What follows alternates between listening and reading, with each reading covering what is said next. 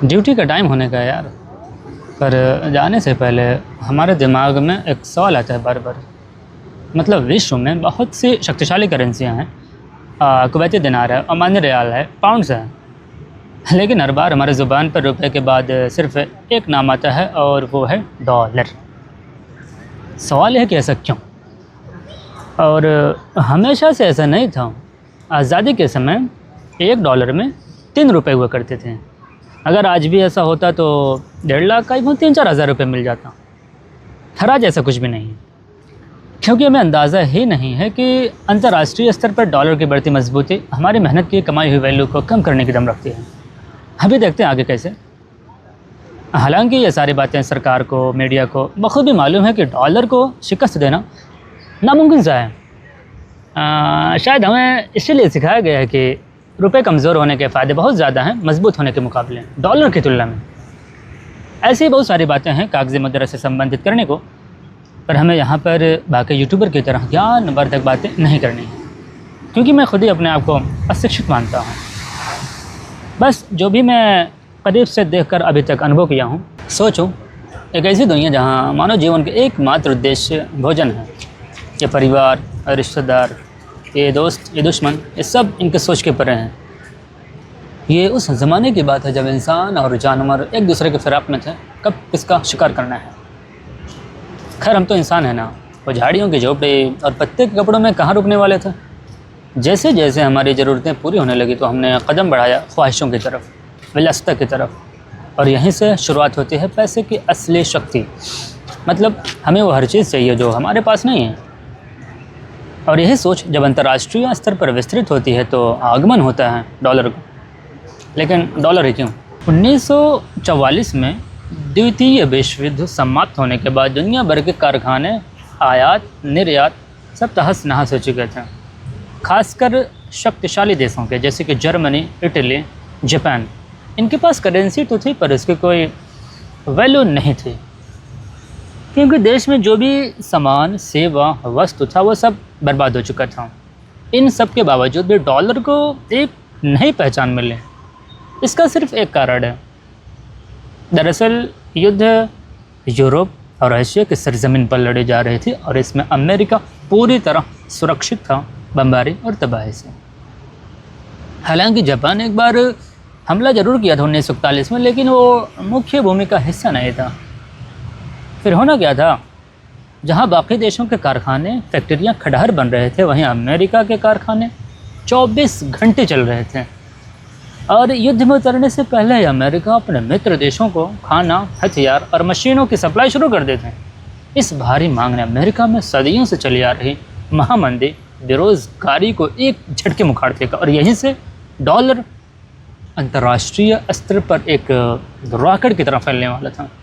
क्योंकि युद्ध में हुए बर्बाद देश अपने आप को किसी भी तरह एक बार फिर से ट्रैक पर लेकर आना चाहते थे, पर समस्या यह था कि ये बग़ैर किसी के मदद अपने आप को खड़ा नहीं कर सकते थे, और उस समय इनको सहारा देने के काबिल एकमात्र देश अमेरिका ही था। पर इसमें अमेरिका का क्या फ़ायदा होता? इसीलिए 1944 में अमेरिका के एक छोटे से स्थान ब्रिटेन वुड्स में कई देशों के बीच एक समझौता होता है। लेकिन इसमें मुख्य रूप से 2 देश थे, एक इंग्लैंड और दूसरा अमेरिका। दोनों ने मिलकर विश्व स्तर पर 2 पैसों की संस्था बनाई, एक IMF नाम का और दूसरा वर्ल्ड बैंक नाम का। जाहिर है इन बैंकों में डॉलर ही डॉलर भरे पड़े थे, और अमेरिका ने स्पष्ट किया कि कोई भी देश इन बैंकों से डॉलर के रूप में कर्जा लेकर हमसे या फिर आपस में व्यापार कर सकता है। और इस समझौते का सबसे मुख्य भाग था कि अगर कोई भी देश लेन देन के दौरान डॉलर के प्रति भरोसा नहीं दिखाता है तो इस पर अविश्वास बनाए रखने के लिए डॉलर को सीधे तौर पर सोने से जोड़ दिया गया है। और ये बात सबको बखूबी मालूम था कि उस समय दुनिया का 70% से ज़्यादा सोना सिर्फ अमेरिका के पास था। इसका कारण यह था कि युद्ध में हुए व्यापार, लेन देन सब कुछ सोने पर ही आधारित था। खैर सब कुछ सही चल रहा था। दुनिया को लगने लगा कि डॉलर पूरी तरह सुरक्षित है क्योंकि इसके पीछे सोना खड़ा हुआ है, लेकिन अभी असली खेल बाकी था।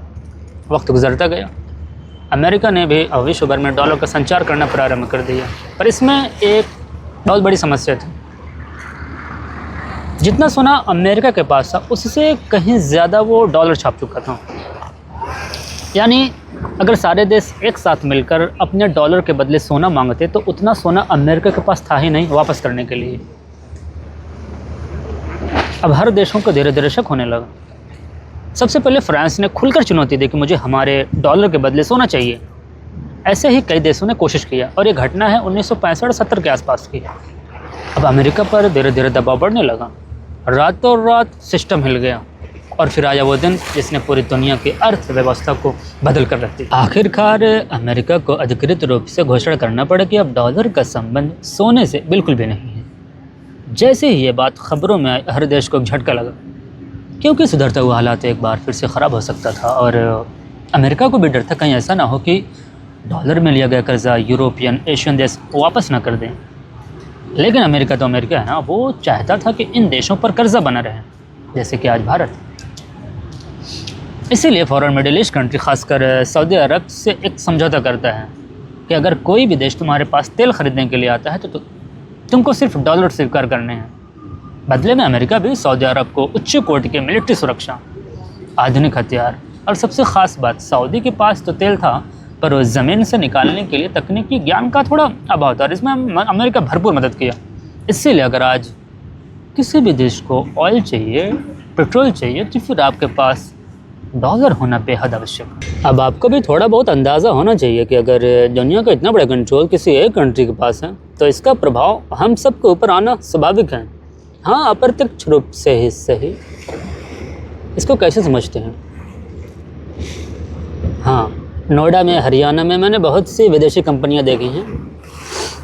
इन सारी कंपनियों का बस एक ही मकसद है, रुपए में लाभ कमाना, डॉलर में बदलना और अपने देश लेकर जाना। अब मान लेते हैं कि इनमें से कोई एक कंपनी एक साल में 1 लाख रुपए कमाती है और उस समय डॉलर रेट है 85 रुपये, तो इनका डॉलर में प्रॉफिट आता है 1175 US डॉलर। अगले साल इनका प्रॉफिट बढ़ता है लेकिन डॉलर रेट भी बढ़ जाता है, तो भी क्या हुआ, इनका प्रॉफिट वहीं का वहीं रह जाता है डॉलर में। अब विदेशी निवेशक बिल्कुल खुश नहीं हैं। अपने लाभ को बढ़ाने के चक्कर में सीधा प्रेशर करते हैं मैनेजमेंट पर और मैनेजमेंट सीधा प्रेशर करती है, दबाव डालती है वर्कर्स पर। क्यों लेट हुआ? कल अगर फिर से लेट हुआ ना, मैं तेरी नौकरी खा जाऊंगा मैं। तो क्यों नहीं हो रहा टारगेट पूरा? सोने आया क्या? एक छोटी सी गलती और आपकी नौकरी ख़त्म। फिर आप भटकते रहिए दूसरी नौकरी की तलाश में। सुबह अलार्म के साथ उठना, पैदल, ट्रैफिक, धूप, ऑटो में बैठकर सिर्फ एक सवाल, आज क्या होगा? जैसे ही आप इंटरव्यूअर स्थान पर पहुंचते हैं और वहां पर भीड़ भाड़ देखने के बाद आपकी हौसला टूट जाता है भाई। अंत में बेरोजगार हैं।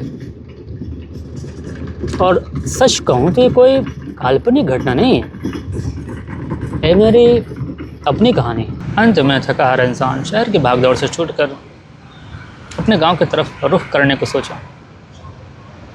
जैसे ही मैं स्टेशन पर पहुंचा, मेरी नज़र कुछ भूखे लाचार लोगों पर पड़ती है और सोचा मैं इनकी करूं मदद, पर नहीं कर पाया क्योंकि मैं खुद ही बगैर टिकट के जनरल डिब्बे में खड़े होकर सफ़र करने वाला मुसाफिर था उस समय। जैसे तैसे मैं अपने गांव पहुंचा और एक समय ऐसा आया कि मैं जा रहा था बाज़ार साग सब्जी के लिए और रास्ते में सोचा मैं पेट्रोल भरा लेते हैं। मैंने मशीन की तरफ देखा और कीमत 102 रुपये प्रति लीटर। फिर मैंने अपनी जेब की तरफ देखा, मैं बोला भाई डाल दे आधा लीटर।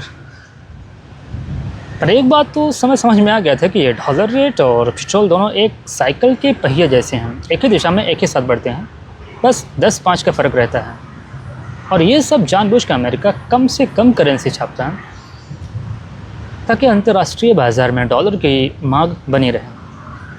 और ये बात आपको भी मालूम है, अगर कोई भी चीज़ बाज़ार में ज़्यादा हो जाएगी तो उसकी वैल्यू घट जाएगी। कितने शर्म की बात है, मतलब हमारे मेहनत से कमाए हुए पैसे की वैल्यू को कम करने का दम कुछ हद तक एक इंसान, एक देश रखता है। और ये सब चीज़ें ना यहीं नहीं रुकती हैं। जो हमारी बुनियादी ज़रूरतें हैं, साग सब्जी, राशन, कपड़े, चप्पल, इन सबको शहर से गाँव, गाँव से शहर की तरफ लाने ले जाने में और यातायात, परिवहन, सब में कहीं ना कहीं डीजल, पेट्रोल छिपा हुआ है। और ये बात आपको भी मालूम है। और इसकी रेस कहीं ज़्यादा है हमारे जेब के गिर से। फिर भी हम मानते हैं इसमें एक मध्यम वर्ग किसी तरह झेल जाएगा, लेकिन जो गरीब तबका है वो सिर्फ 2 वक्त की रोटी इकट्ठा करने में पसीने छोड़ देगा। बावजूद इसके वो मेहनत करना नहीं छोड़ता, क्योंकि सच यही है ना कि एक भूखे इंसान के लिए चिंतन, मंथन, सकारात्मक, नकारात्मक, ये सब बकवास की चीज़ें हैं। इसके बाद भी अगर इसमें आप कहीं सल्यूशन ढूंढ रहे हैं तो साधारण है इसका सल्यूशन। आप गूगल पे जाइए और सर्च करिए सबसे ज़्यादा कौन कौन सी चीज़ें बाहरी देशों से अपने देश में आती हैं, तो आपको वहाँ पर एक फहरिस्त देखने को मिलेगी। डीजल, पेट्रोल, गैस सिलेंडर्स, सोना, पाम ऑयल्स। अगर इस पर आप कंट्रोल कर लिए तो फिर हो गया इसका निवारण। लेकिन हमें मालूम है कि इस पर नियंत्रण रखना क्यों मुश्किल है और इसका दूसरा विकल्प क्या हो सकता है। आने वाले दिनों पर हम इस पर चर्चा अवश्य करेंगे। इतना सारा बात करने के बाद हमें नहीं लगता किसी गरीब परिवार का इसमें भला होने वाला, लेकिन अगर यही सारी चीज़ें उसके पास जाकर, उसके साथ रहकर थोड़ा एहसास दिलाया जाए और समाधान पर बातें किया जाए तो अवश्य कुछ प्रभाव पड़ सकता है। पर इसके लिए मुझे थोड़ी सी आत्मविश्वास की ज़रूरत है। मतलब जिस दिन मेरे साथ 1 लाख लोग जुड़ते हैं, समझो मैं अपनी कार्यनीति बदलने के लिए तैयार हूँ। बाकी अंत तक मेरे साथ बने रहने के लिए मैं आपका बहुत बहुत आभार व्यक्त करता हूँ। और हाँ, हो सकता हो कि अगला संवाद हमारा और आपका ये रहे कि एक मजदूर द्वारा बनाई गई बिल्डिंग्स, ऑफिसेज में काम करने वाला ऑफिशियल कर्मचारी को पर्याप्त वेतन, नौकरी सुरक्षा और थोड़ी बहुत इज्जत वगैरह मिल जाती है, पर यहीं पर एक मजदूर को इन तीनों चीज़ों में से कोई एक चीज़ मिलती तो मुझे इस पर बात करने की कोई ज़रूरत ही नहीं। और इस पर मुझे गहन अध्ययन करने के लिए 15 दिन 17 दिन लग सकते हैं, क्योंकि मुझे भी अपनी ज़िंदगी का हर रोज़ 10 घंटे 12 घंटे किसी और के नाम करने हैं। बाकी ओके, चलते हैं।